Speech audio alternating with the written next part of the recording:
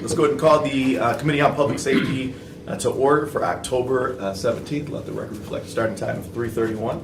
Well, we do have one member that I believe is present, but he's not in the room. Outside of that, all committee members are present. In terms of the meeting minutes, we're going to go ahead and table those just for a short period of time, and we will consider those when we have our full committee before us. Oh, there he is. Sorry. Nope, that's completely cool. So we are at the meeting minutes, October 3rd, 2023.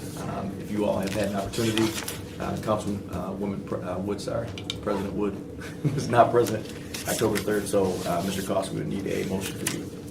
I would make a motion to move the minutes as written. All right, there's a motion on the floor. Is there further discussion? Seeing and hearing none, all those in favor signify by saying aye. Aye. All those opposed, same sign. Motion carries. That brings us to item number 4. This is public comment on agenda items. We do have one resolution before us today for a make safe or demolish, and then we have 3 discussion items. Are there folks here that would like to make public comment with respect to any of the agenda items? Why don't we take Elaine first? You can come up to the table if you'd like. Hi, thank you. State your first and last name for the record. Shirley. Good afternoon. My name's Elaine Wombold, and I want to thank you, Chief, and all the police officer and staff for all your dedication and commitment. In spite of whatever's happening, we know we can count on you to always help us.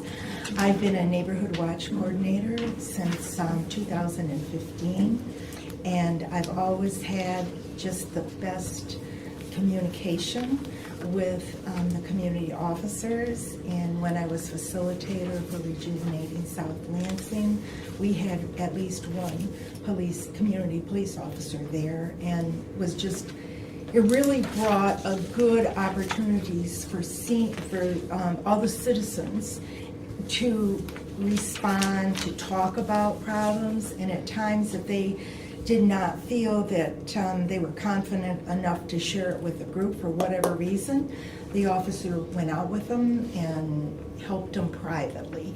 And that just helps our community so much. At the last police or community neighborhood meeting, it was the annual one, and it's disheartening to see how few we have involved now. And I know that you're struggling with police officers, not having the numbers, but I truly believe in that program, and I know I've seen what a difference community police officers have made. So if in the coming year or so, if there's anything we can do to not only bring in more community police officers, but try to inspire the neighborhood watch, because when it was really active, like in 2015, 2016, there was different neighborhood watch people that the coordinators got together on their own and worked out problems and tried to find solutions, never stepping into the legal aspect with the police. But if there's anything you can do to help us with that, I'd really appreciate it. I know there's been 9 homicides this year, but I was wondering if you have a number of shots fired calls. Just because someone isn't killed doesn't mean that all the shooting that's going on doesn't lead to other serious consequences. The night that we had on July 30th in the early morning at Logan Square, we heard it from our home, and I thought a war was going on. There were so many guns fired, and there were 5 people injured. However, it is not the real impact in the story, not just for the citizens, not for the people that are there, but the danger that's associated physically and mentally to our police officers. I think that's it. So I'm anxious to hear your report, and thank you again. Thank you. Thank you. Come on up, Daniel. Hello, Daniel. I'm in the community. I visit a lot of government properties to speak to local, state, federal security police. I noticed we have on the list the panhandling issue, And I know panhandling is really huge where I live. So I live at Riverfront Apartments, and so across the street is a Quality Dairy, and they just have non-stop hassling. The staff have to constantly deal with it night and day, all day long. So I wake up to do my routine. I wake up before 5, and so I walk over to Quality Dairy to buy a banana, and there's almost always somebody who's just standing there right in front of the building, just waiting to beg everybody. And I have a ready answer, and that is, I eat protein powder for breakfast and make myself coffee from an 18-cent pod and eat at the shelters and eat at church and spend $1 on a meal at the clubhouse. So when they want me to give them money because they haven't eaten for 3 days, I know it's a big lie. It just has to be, there's no one starves for 3 days. So it's just, but the thing is, City Rescue Mission feeds every single evening. It's just getting packed. So we're going to be entering a phase where if things go south with our economy, they're just not going to have the capacity to feed everybody. So the whole issue of and homelessness is popping up like crazy. There's people under the bridge like crazy right now on River Trail. So it's just, I think, like my opinion on panhandling is we need to educate the public on how to respond. Like if somebody begs me, I know to say, hey, I can buy you a 39-cent banana and we're both happy. But it's just that some people get heckled all the time, and so I'm just saying, we need to communicate with people in the public, like how and the businesses. I don't know the proper response, but Quality Dairy, it probably makes someone not even want to work there if they daily have to deal with panhandlers like every single day. So this is just my take on it. Thank you. Well, thank you. We appreciate that. Is there anybody else that would like to make public comment? Seeing none, that takes us to our discussion and action items, and we are at 5B. This is a resolution to set a show cause hearing, which is a make safe demolish for 3301 Turner Street. You might recall, we actually took this through our committee process. We took this through final action with City Council. There was some correspondence between code and law. Got a little confusing. At first, there was an assertion that we actually asked for this to be taken back to the process, which of course that never happened. Then there was some acknowledgement that there may not have been, or at least there was no evidence of actual posting on site. So you guys know the ordinance requires that not only do we send a mailing, but that we also post the dwelling of the show cause hearing date, time, and location. So there was an email where essentially one of our code employees stated they couldn't provide evidence that had actually happened in terms of the posting on the dwelling. And then there was an assertion that law was actually encouraging us to take this back through the process because they had stated that the new owner, because there is a new owner, that they should have been noticed of the hearing, and that never happened. So I don't know what the truth is. I don't know why we're taking this back through the process. Can anybody from law potentially speak to that? I am just checking right now to see, we had a new lawsuit regarding a make, save, and demolish, and I'm looking at the address for this. Okay. And while we don't talk about Right. active, excuse me for just a second.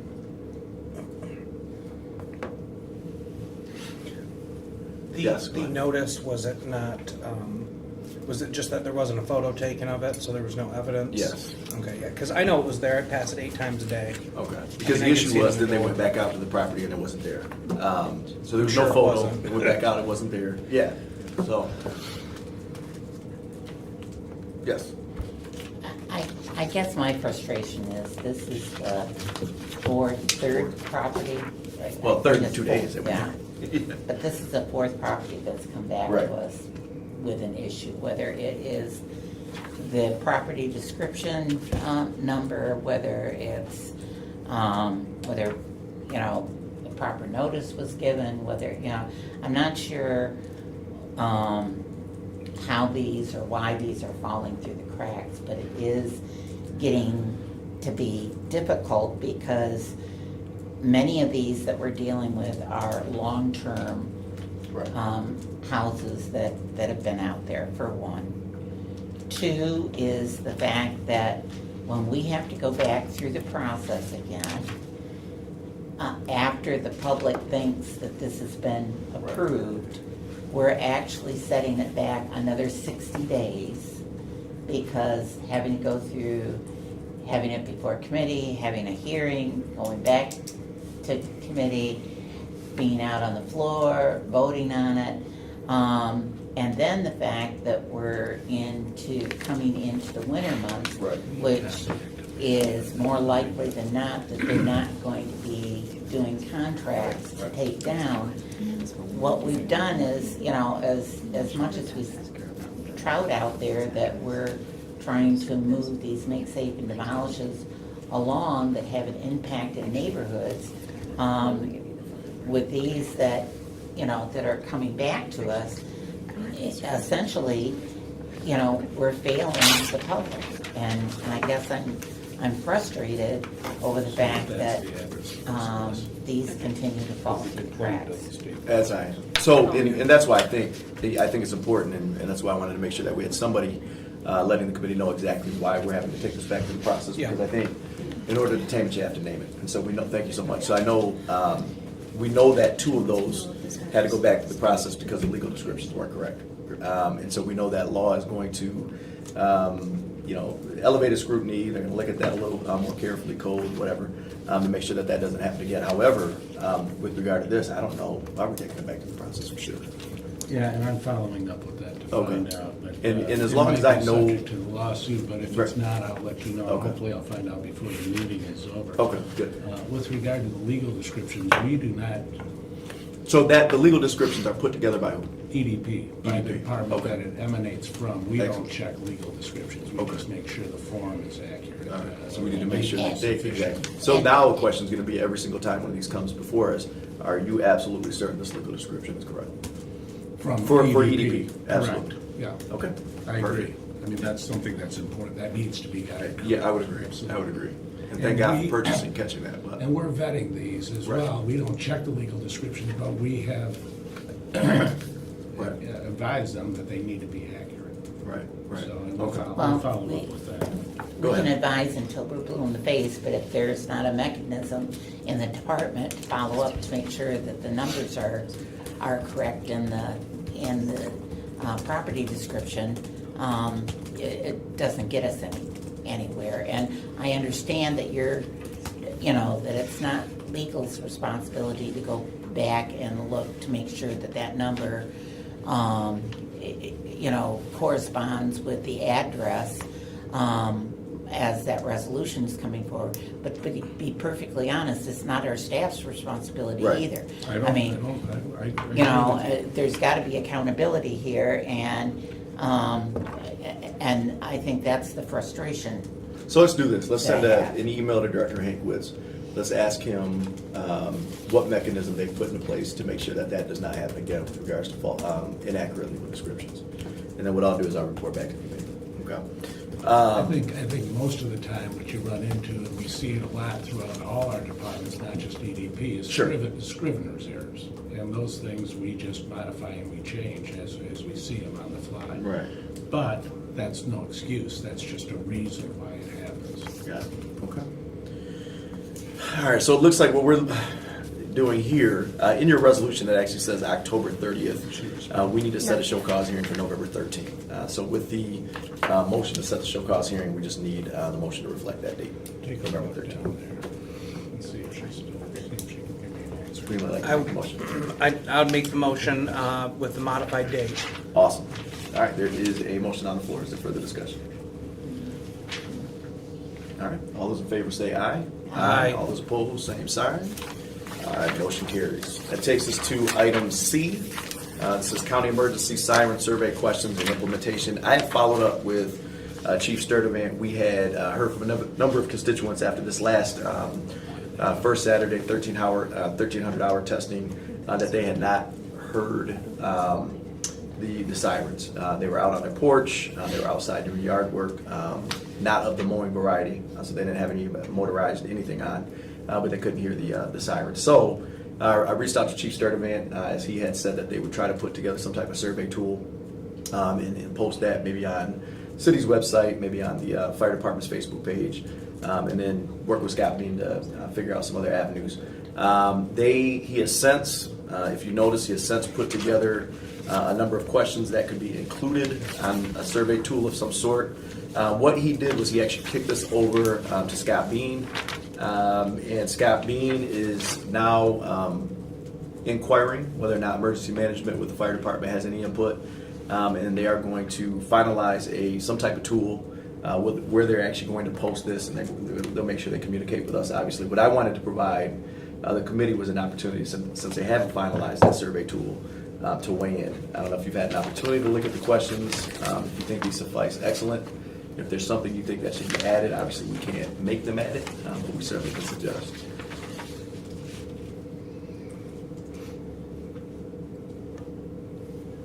Anecdotally, while you're reviewing that, because I was here for the last meeting when this was discussed with Right. the chief, and the first Saturday having come last week, Right. I was in the house with the football game Did you could hear? and I heard I wasn't anticipating them, I wasn't looking for them, but I heard the sirens pretty clearly from Good. inside the house with the game on, so I was pretty impressed that I was able, so I just It's wanted awesome. to let you Yeah, know. yeah. Well, that's what we're hearing, and that's our concern, right? So there's pockets of, the city where absolutely the coverage is, as advertised. But then there are some, folks that are left vulnerable because they can't hear anything. So we just want to make sure we're catching that, because what we're hearing is that there's 99% coverage, but there wasn't a lot of information about how they actually determined that 99% coverage number.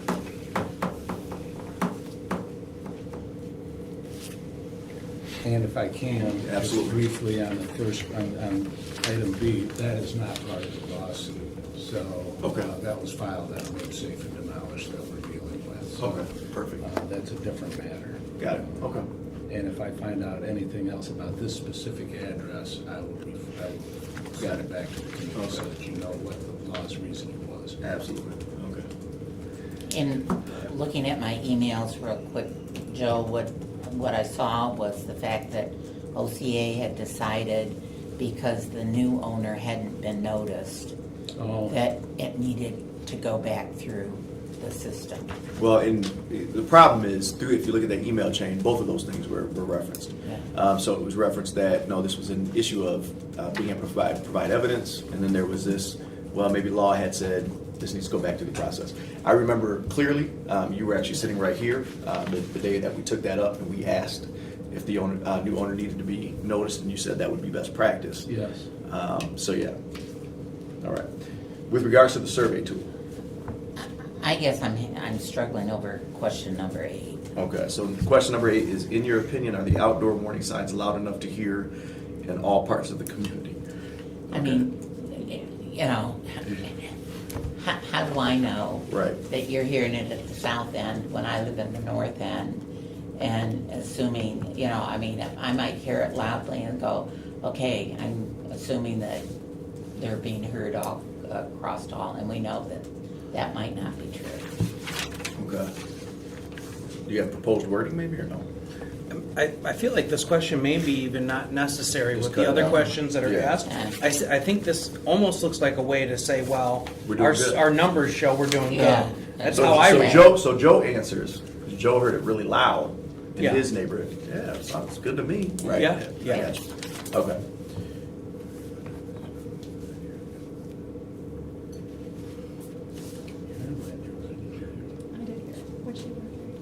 It's included. There almost needs to be something about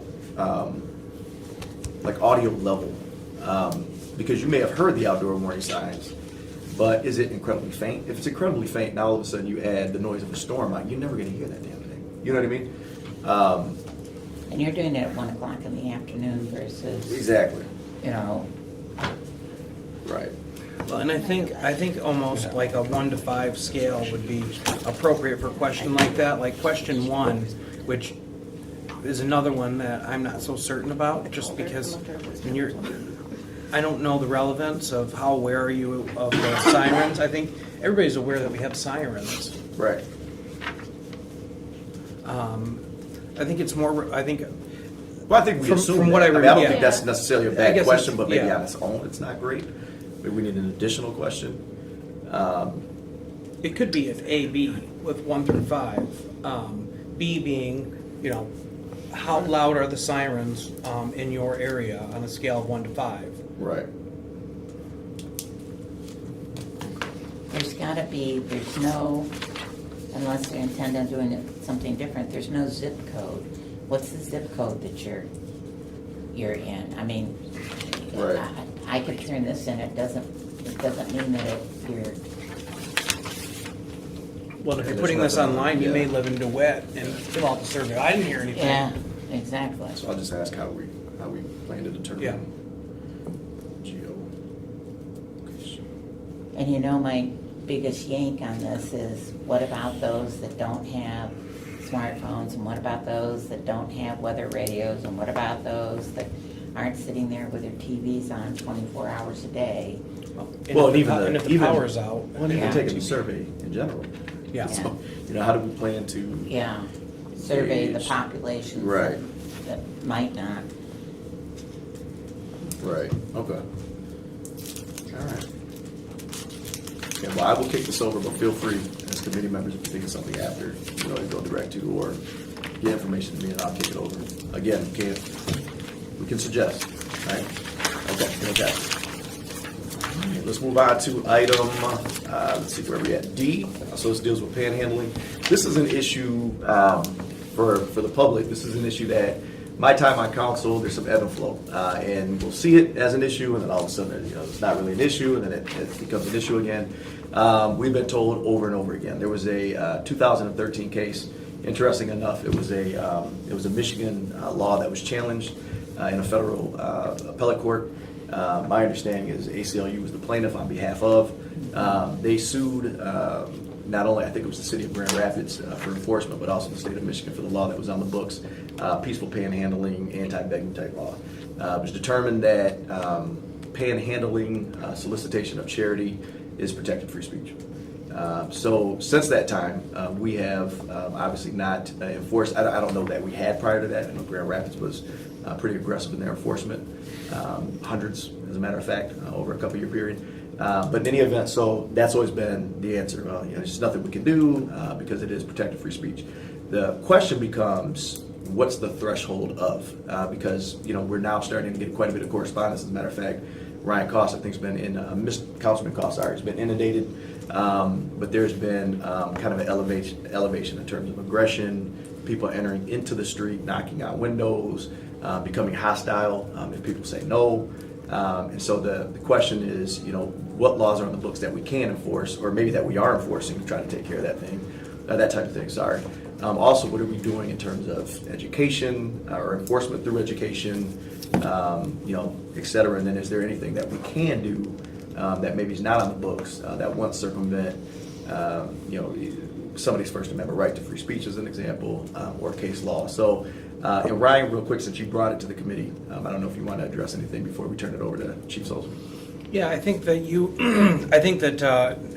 hit most of the points. What I'm hearing is, folks are concerned when they're at stoplights, that it's not just the panhandling on the corner, which is, protected under First Amendment, but they're coming out into the road. And the concern is, especially after, in this individual, in this instance, had mentioned the shooting with Ted, her concern, being a senior, was this has happened to her where they've come to her window, second car in the road, and she doesn't know what to do.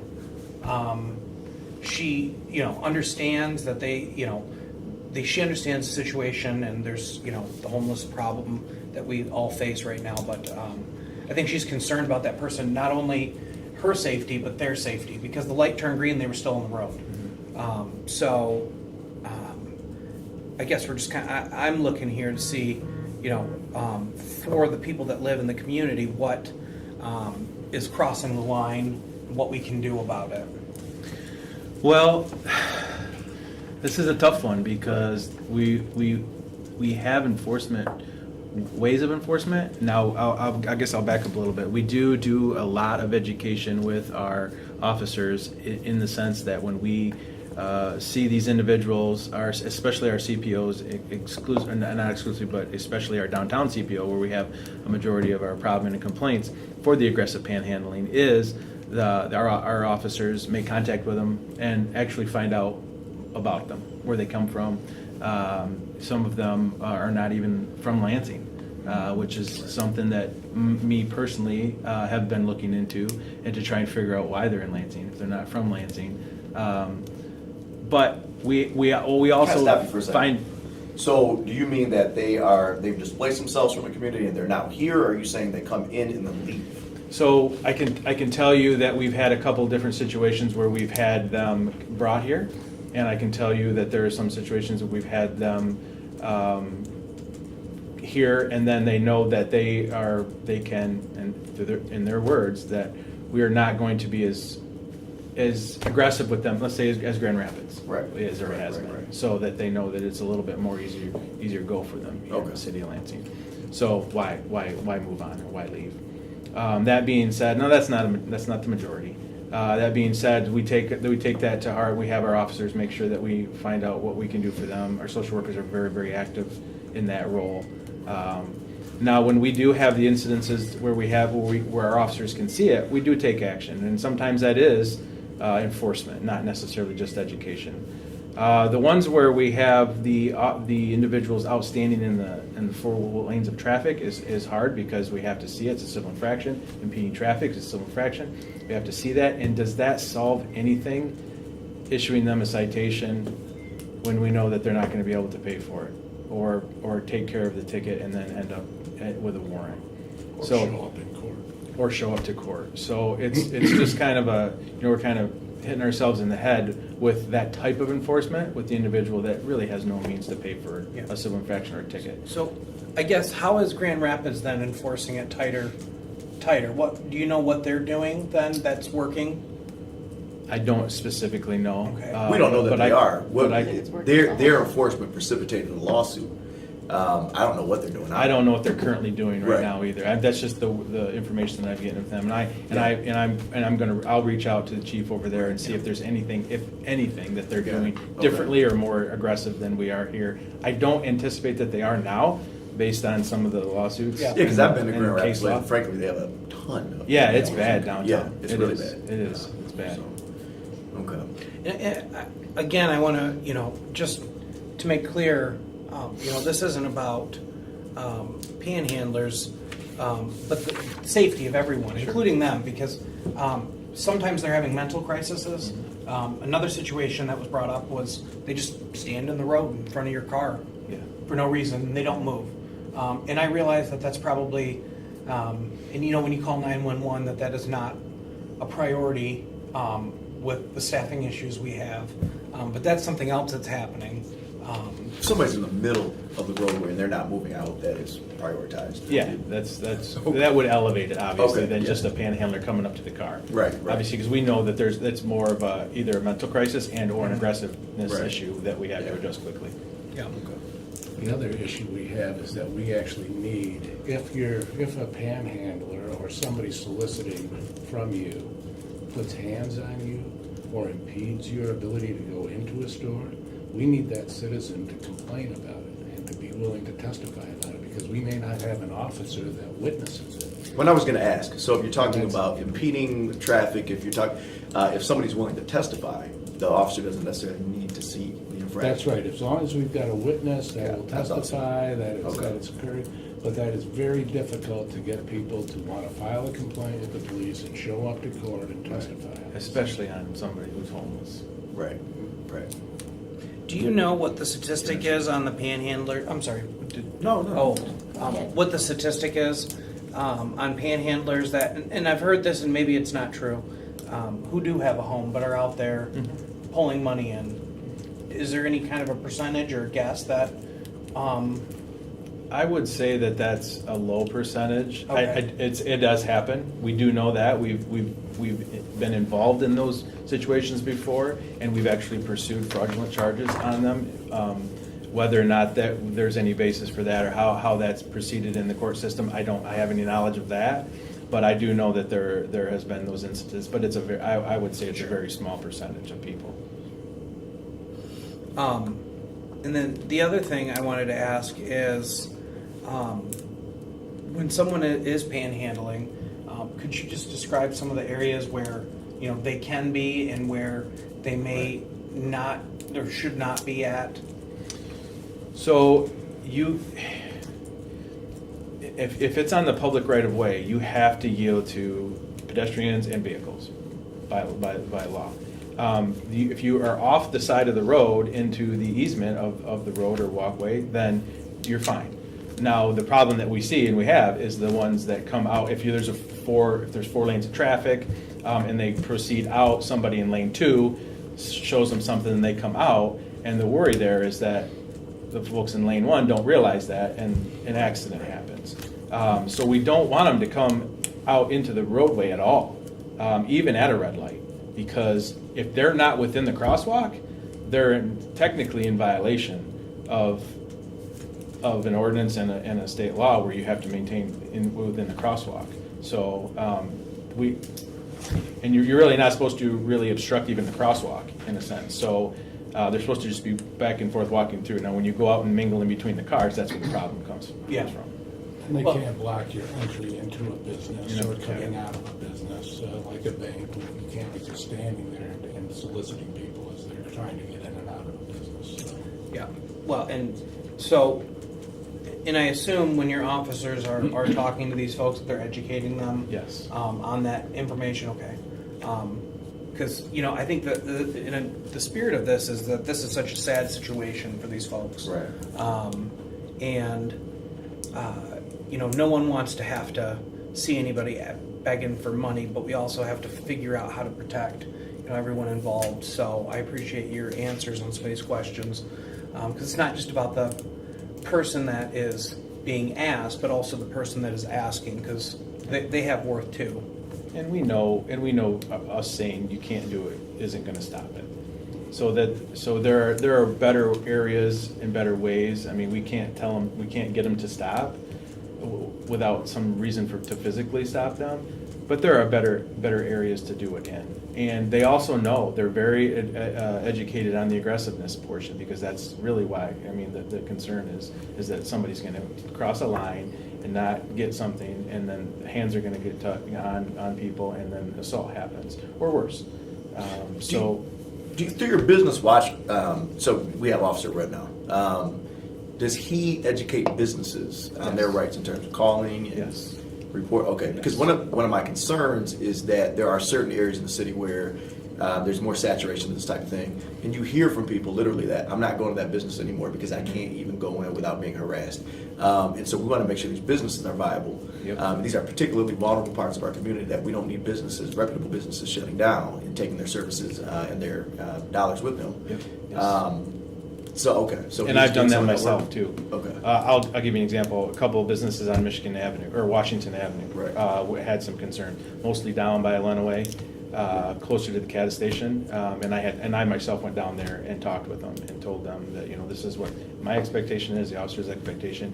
Your expectations should be this if there's something that happens. And they were more concerned with the safety, not necessarily the panhandling, but their safety of their employees.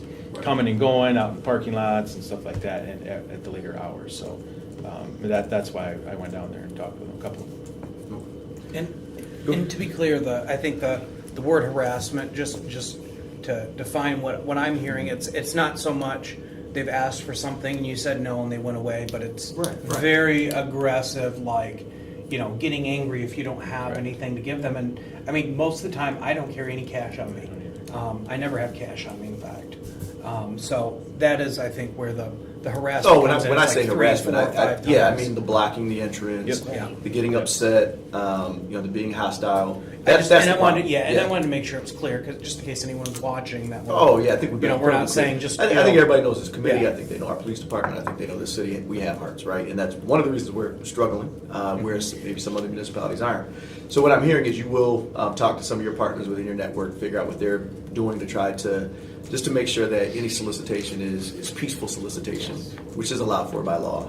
I wonder, is there any, because we get asked all the time, why are you guys allowing them to? And we're like, well, they legally they can. Yeah. Is there any? Has there ever been kind of a public information campaign or just to educate folks that Well, look, if this there is? has, it hasn't been in years. Okay. So it's probably not a bad idea to put. But here's the something things out that can't be done. there. Yeah. These are things that you can't be done, and how to get to that. Right. Get that narrative and that information to the people that are actually doing it. So. Right. if the public would stop. I know.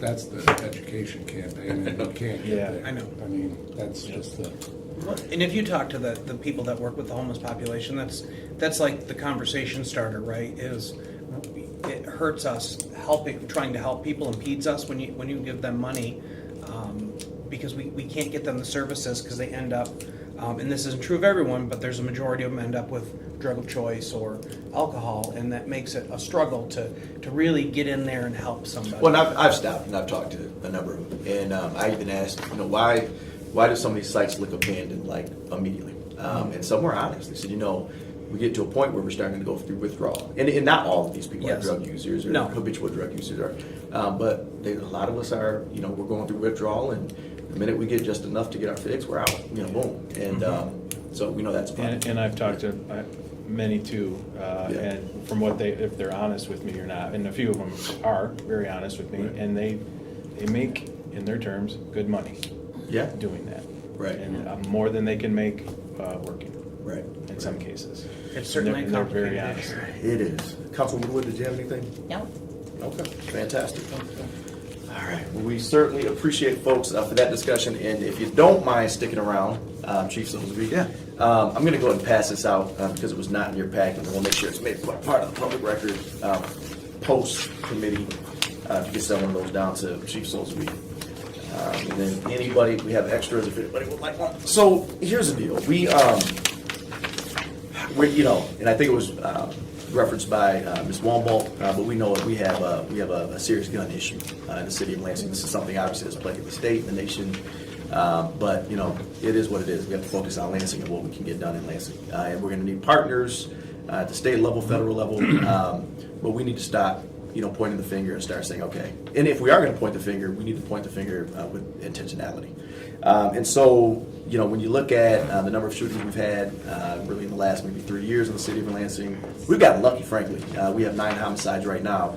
But when you look at the number of non-fatal shootings, any year where you have that ebb and flow, you might have 23, 25, and one year you might have 8 or 9. Sometimes just because that 8 or 9 year you got lucky. And some people, they were able to survive their wounds.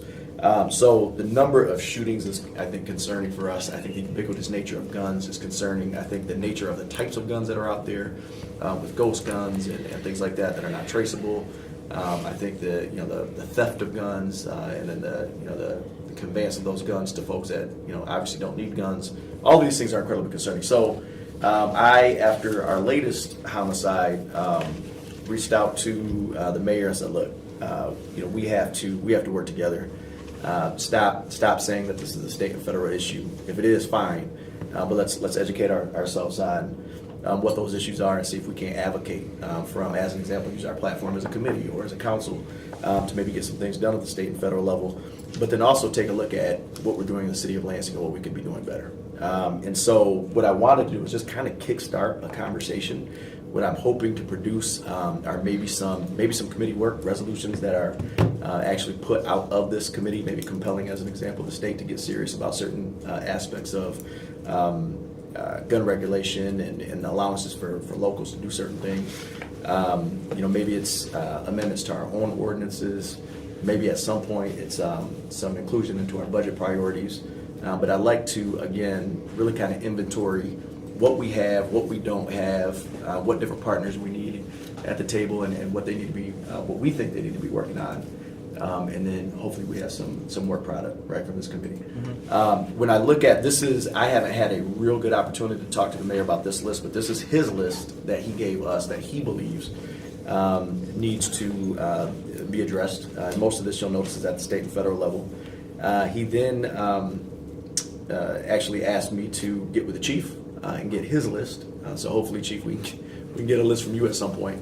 But I wanted to make sure that you had this, so you had an opportunity to look at this for our next meeting. We're trying to make sense of this.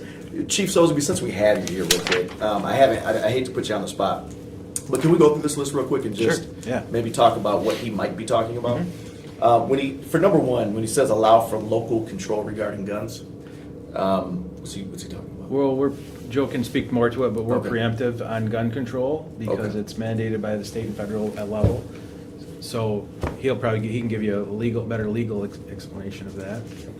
filled the field, so we can't enact any. We have one ordinance on our books that we can enforce, and that is, no one is allowed to discharge a weapon, which includes more than guns, in the city. And that's something that we have on our books. You said no one can discharge. A weapon. So whether it's a bow and arrow, a crossbow, or something that's considered to be a weapon, Okay. they can't discharge a weapon within the city. And every November, we get the guys that want to hunt on their property.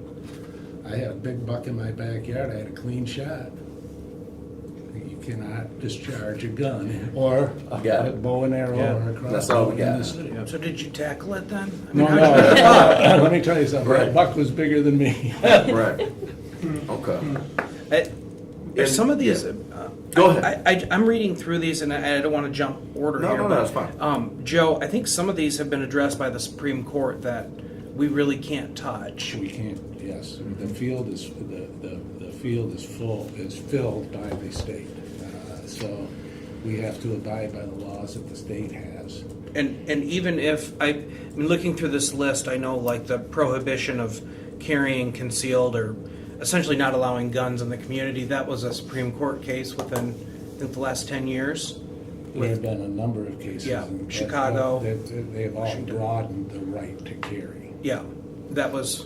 Well, but I look at, Joe, I get that some of these things, we're talking about constitutionally protected rights, but when I look at, as an example, number 3, do you have that in front of you?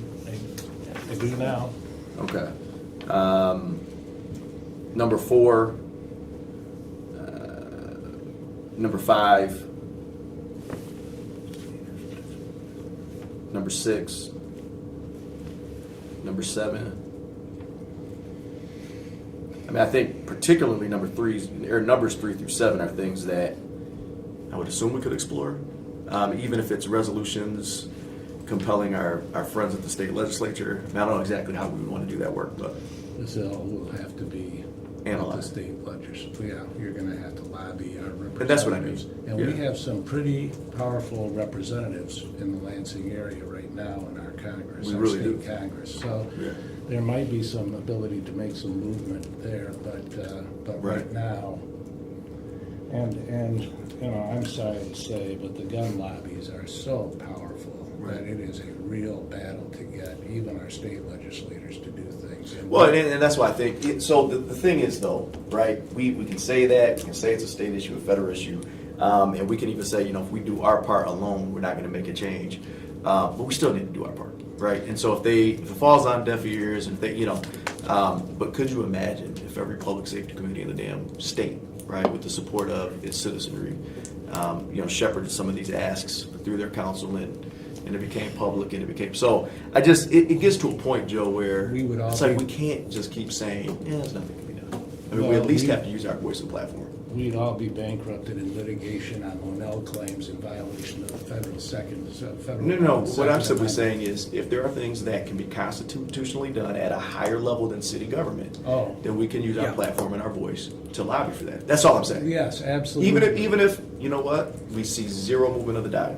You can That's what I mean. absolutely do resolutions Right. to Right. inspire I'm not asking our us to create laws that are legislators to do- unconstitutional and enforce them. And we have 2 senators, and we have a number of Right. representatives to the federal government. Right. And lobbying is something, as a matter of fact, these types of statements are what council really, you're in the business to do, Okay. these types of resolutions.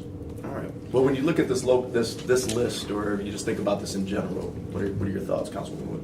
Well, one of the things I was going to ask, Ellery, we passed the ordinance dealing with stolen weapons. Yeah. And so have we been receiving the reports?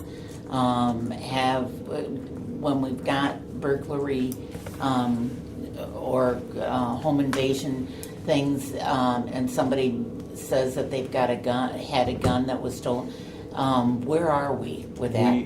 We have received them, yes. And the problem that we have is typically we won't know that they're in violation of it until we recover it as a stolen gun if they don't report it.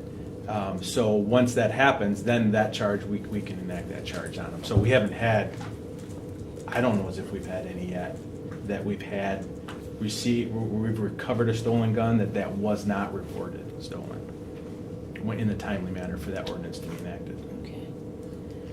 The feds are also very active in investigating gun trafficking, and so stolen guns hit their list pretty high. I mean, I defer to the chief with this, but it hits their list pretty hard, and they do investigations on that stuff, and a number of them are running in mid-Michigan area right now with guns, and I mean, and so we start stepping on other toes within that jurisdiction when we start doing these types of things with stolen weapons. And fortunately, we have that partnership with our federal partners, with the ATF and FBI right now within the LPD that we are very, very fortunate to have. And so a lot of our gun crimes, that we charge are taken up by the federal agency because they can charge them federally in more of a conspiracy case, if you will, to get some of these gun traffickers, which is becoming more of a bigger issue for us nationally, not just locally. And they have stronger penalties too for enforcement. And I understand that. I think my concern is, again, we were told when we had this before us, the importance of passing this.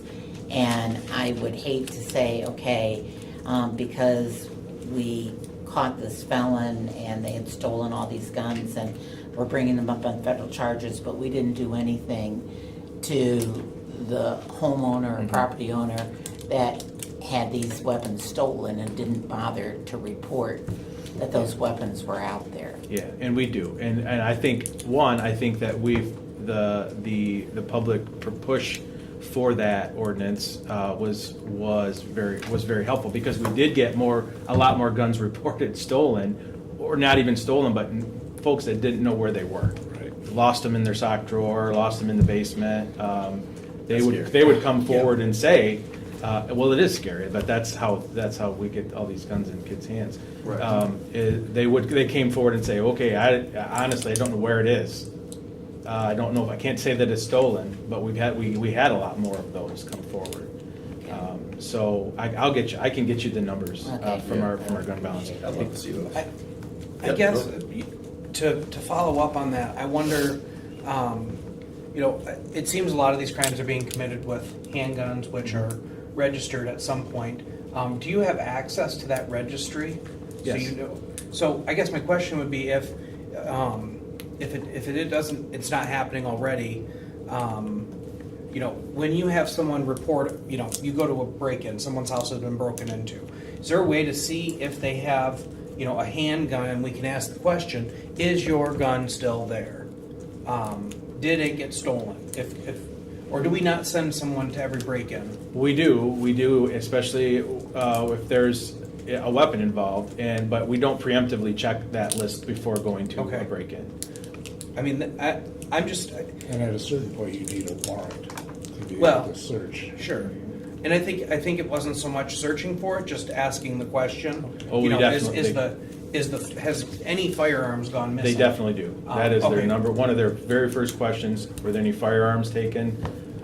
Any money or firearms taken in the robbery or B&E? And then I guess the next part maybe is for legal. With the youth shootings, obviously they're not purchasing the guns themselves. Are there any legal mechanisms? Well, I guess there is, because the Oxford parents have been held for that shooting with their child. That's fairly new. That's a fairly novel case, so that's breaking some new ground. So is there any room to move into that, especially with the gun violence that we're seeing right now with younger people that are clearly not old enough to purchase a firearm? I mean, is that a conversation that I should have with John DeWine? John DeWayne is always good sorry. to have a conversation with, but quite frankly, you would have to really show that the parents purchased the gun, that the parents knew that the child had a proclivity for. I mean, the things you would have to set up to prove the elements of a crime beyond a reasonable doubt make that a very difficult case to proceed with. So that could But it can almost be be done. something onto Yeah. and it could be something we could strengthen and send with these recommendations, whatever we come up with that, whoever that responsible party is, that 15-year-old or 16-year-old got a gun from, also is gonna be held to some accountability as well. If it wasn't just, stolen. And I get that there's, you have to prove without a reasonable doubt, that it happens, but I can tell you what we're doing right now is not working. And I know we don't have, the police capabilities, that we have had in years past, and I know you guys are doing everything you can. I know that many people in the First Ward appreciate it. It's a difficult job, but I just can't flip on the TV anymore and see children that have been killed overnight, or a late night text message, which is frequent from Adam. Right. That something's going on. It's Sorry. becoming, sorry, but it's becoming very difficult. And I'm getting more and more people are scared. Scared to go for a walk. And back to your question, Joe mentioned the Oxford, the parents supplying the weapon to the youth. That's the kind of the premise of the case that is kind of groundbreaking. However, a straw purchase is what we call when I'm a felon and you're not. You can go purchase a handgun and you buy it from me. Mm-hmm. And there are federal laws on the books right now, and we do charge that. Okay. But you've got the gun show loopholes. I mean, there's all Yeah. kinds of ways for people to Yeah, put it. it's a tough case. You can do it, and we do seek it, but it is a tough case. Straw purchases are a tough case. So, and I guess that's what I personally am asking for, Chief, is that when you look at loopholes, or when you're, when you and your team is, you guys are talking about, damn, I wish this was in place. It wouldn't violate the Constitution. It's something that's common sense. For whatever reason, we don't have this tool. We haven't had this tool, or they don't have the tool. What is it, right? And so, if you could, and I'm requesting, if you could take a look at this, reinforce anything here that you think we need to further explore, but then also provide us with your list, and maybe we can use that as a place to start in terms of a deeper committee conversation than maybe talking about what it is we can produce, whether it's resolutions, whatever. I'd appreciate that. And I just want to share with you, just for reference, I've Yep. got our gun totals this year. Okay. 2022, we seized, the Lansing Police Department seized 474 guns off the street over the 12-month. This year so far, we're at 383, and that's through September, not October, November, December. So You said it's through September. yes, so we're at 383 already. Is that mostly VCI? Is that, It's mostly probably BCI, but that's patrol too. But those are just the numbers that we're dealing with, and it's just it's an uptrend. So 2019 we're at 254, 20 382, 21 was 582, 22 was 474, and this year we're at 383. It's just our overall prevalence more of guns out there that makes it just that much easier to Let me ask you this. I think we know, there's a host of reasons why there's more guns in the streets, why there's this, omnipresent piece to it. And I appreciate the spirit of, and, there's always unintended consequences. So when you look at the fact that we're not pulling, it's embedded now in policy within our own department, we're not pulling over as many people as we used to, period. Matter of fact, in my neighborhood, I haven't seen anybody pulled over in a very long time. Can in any measure, the excess of guns be attributed in any way to that, or no? I think you could probably correlate that to the lack of traffic stops and lack of weapon charges for CCW and so forth. So I think that would, I would probably say yes to that. That because I could easily find that data, how many guns pre-policy we took out of vehicles, Right. and then match that to where we're at Could in you the get last that for three. us? Yeah, Yeah, thank you. absolutely. Okay. Any other questions? Yep. Mr. Johnson. I'm sorry. No, you're fine. Can we borrow him for one more second? Because I have one more question that is not related to guns. Sure, we can take that up under other. Okay. Okay.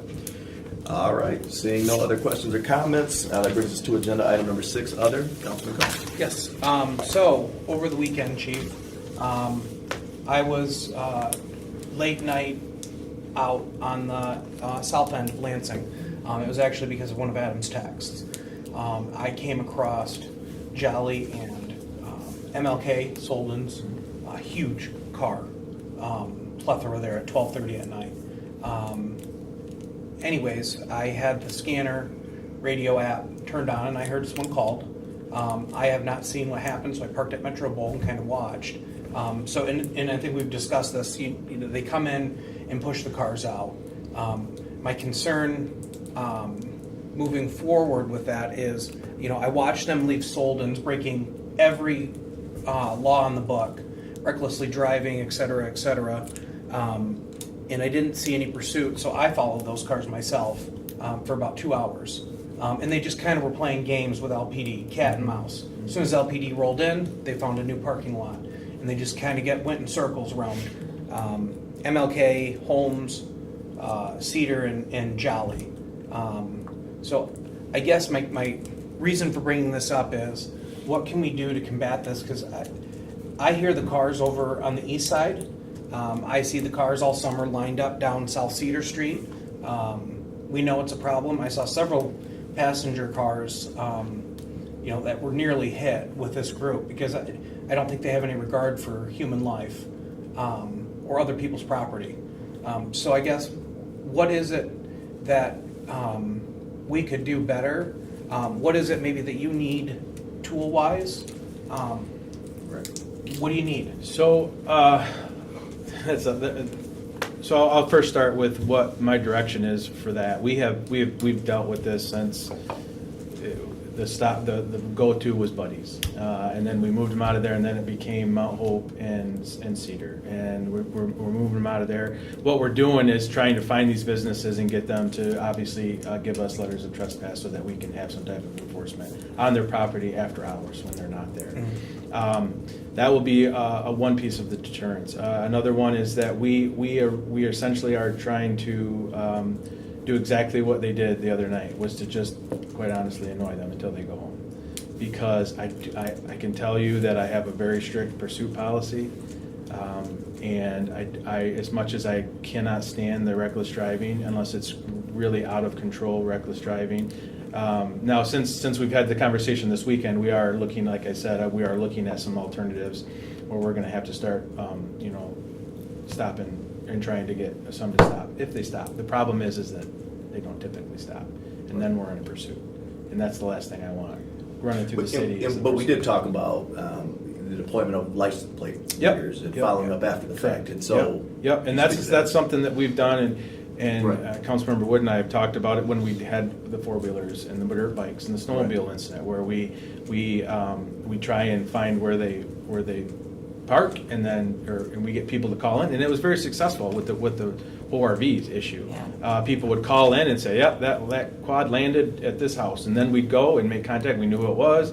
We could take some type of enforcement. Same thing, but yes, with the license plate readers that we'll hopefully have very soon, that will be much easier to then pursue charges without chasing people around the city and putting more people at risk. Right. Because we all know that turns into a big game, and then they just put it on social media. We're not going to chase until the wheels come off for somebody driving erratically. I hope does that answer your question? There's a lot of things, so Yeah, I tell you, I it's tasked my staff with this last week, and then I'm going to do it again tomorrow at our staff for some type of solutions outside the box thinking on what we can do to attack that. Because as it was before this weekend, we were essentially just doing the cat and mouse until they got tired and went home and broke up. And they're being pretty resilient. Yes, they are. And they're getting pretty good about where they're hiding, but no one can hide from me. The other part to that is, and this is why it was more concerning, is everyone read. What's so funny? No, I'm thinking anything. 2700 Jolly. Someone was killed. That was the area that these folks were in driving around. I don't want to impede on any investigation, so if you can't answer, you can't answer. Do we think it was related to that group? No. Okay. No, I do. That is the concern, though. I mean, because it is hard to see in some of those areas.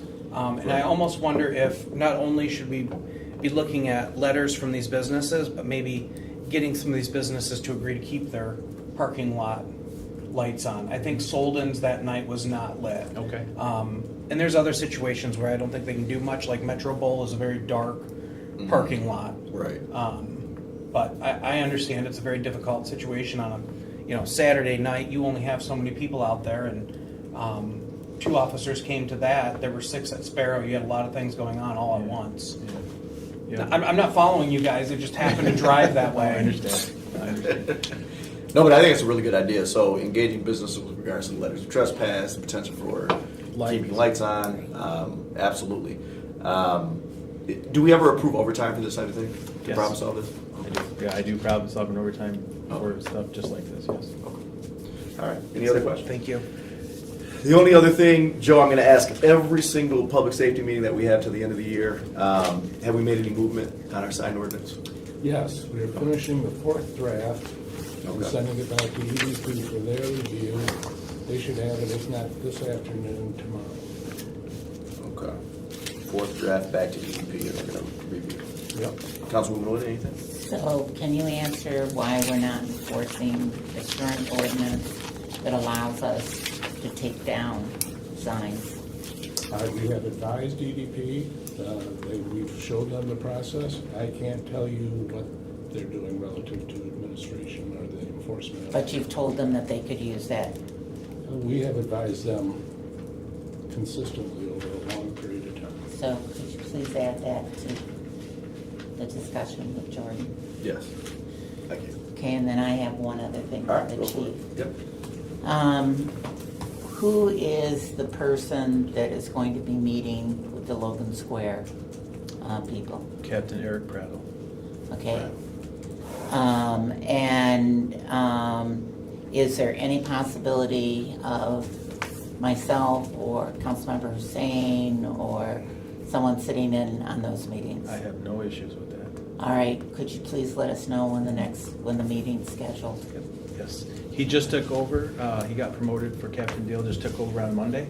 So he's a little underwater, but I did meet with him Monday and he is aware Well, of it. tell him, he knows me well enough, tell him. I will. And he also is gonna have, we went over some folks that I wanted in those meetings and in those walkthroughs too. So it'll be him. So you're saying Eric has now been promoted to Captain of Captain. Patrol? Yes, And Deal's retired? retired last week. Yeah? I missed that. Yeah. Wow. Okay, that's good. That's good information. Now, we lost 6 last month that went through the retirement, and then 1 more today that, Can you tell us real quick where are we at with vacancy? So we're funded for what? 212 right now. 212, Where are yeah, we at? we're 30 down right now, but that means, not to say that we're 30 down, because we have 17 in the academy, so that number counts, Right. they're hired, they're just not on the road, so. So we're at 182 with 17 in the academy. And then we have another academy in January that I'm hoping to have 10 to 12 in. And then we have multiple laterals that are coming in, they're trickling in 1, 2 at a time. We have I think 4 right now we have 1 starting on Monday. And then a couple more just kind of coming in. Now you're using the term lateral, meaning from another department. Correct. They already Yep. have MGOL. Yep, they just Got it. have to go through our field training process and then they're good to go. So their time frame is not nearly as long Okay. as the academy kids are. All right. Any other questions, comments? Seeing none, we are adjourned. You lost Dale Pierce? What's that? You lost Dale too, he retired too. Yeah. Huh? It's incredible.